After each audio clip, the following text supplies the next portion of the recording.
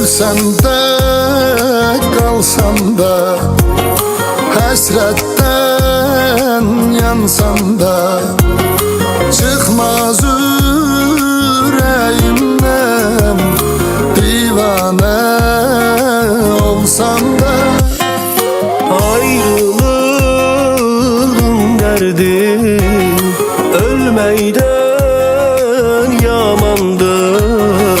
Can dostum gözləmə, yolumuz amandır. Onun gedişinə dünyam boşalıb, cavanamama ürək bocalıb, bir dünya xatirə qalıb dostum.